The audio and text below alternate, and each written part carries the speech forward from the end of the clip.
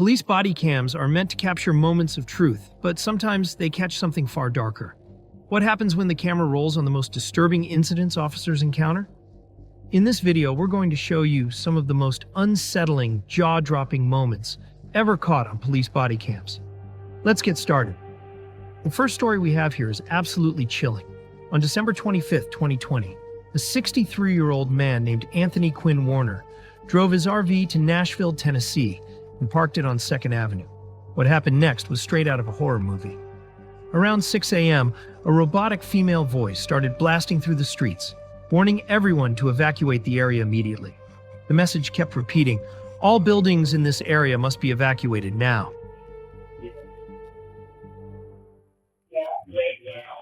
And it only got louder and more urgent as time went on.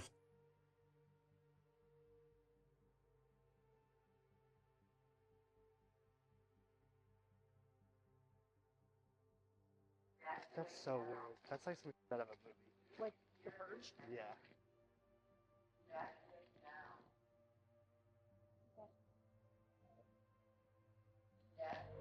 In the body cam footage, Nashville police officers can be seen urging people to leave.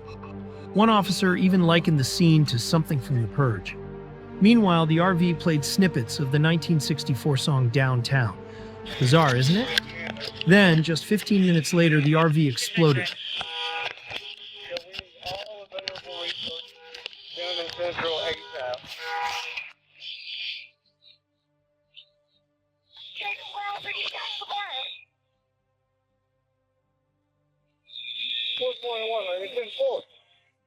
Car's windows were blown out.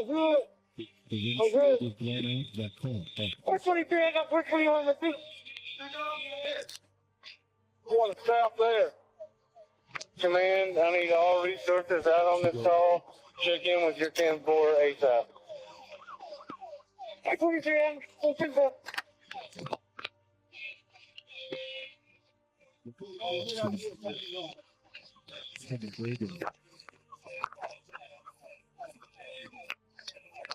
Command, I want a roll call of all technical personnel ASAP, starting with 11.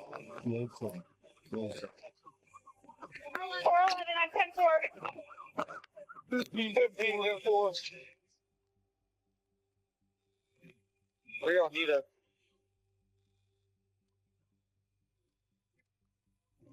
On the second, Broadway. Until a roll call is completed. Total of 5. Police, everyone except 425. 425. Correct. 222, you got my phone. Coming to you. Where you need us. Hey, I'm checking abroad. Checking abroad. Then, just 15 minutes later, the RV exploded, causing massive damage to over 50 buildings. Thankfully, most residents had been evacuated, and while 3 people were injured, no one lost their life outside the RV.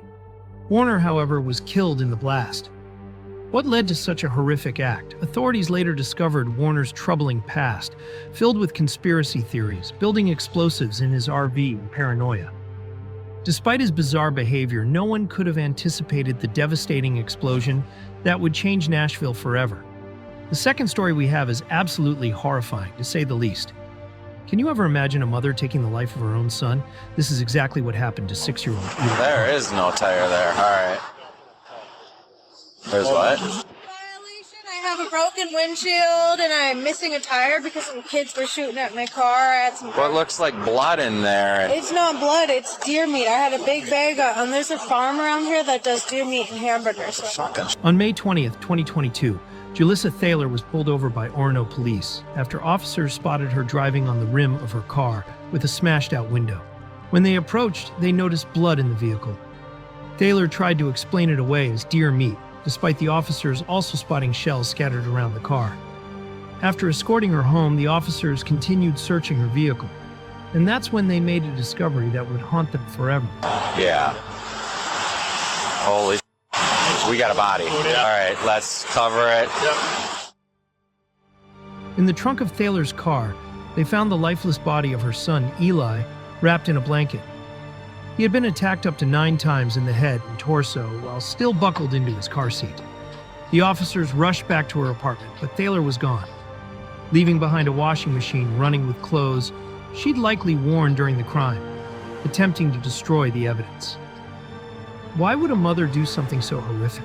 Authorities later discovered chilling web searches on Thaler's laptop, including how much blood can a 6-year-old lose?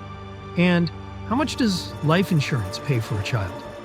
Just 10 days before the incident, Thaler had gained full custody of Eli, despite his father, Torrey Hart, raising concerns about his son's safety. Tragically, a hearing to address these concerns had been canceled, and it seems that decision cost Eli his life. Scholar, you have a right to speak this morning if you'd like. You don't have any obligation to speak, but if you'd like to choose to speak, now is the time to do it. Yes, I would like to say something. Go ahead. I'm innocent. Fuck you all. When Thaler was finally sentenced, she abused the court system, shouting, "I'm innocent, F you, you're garbage."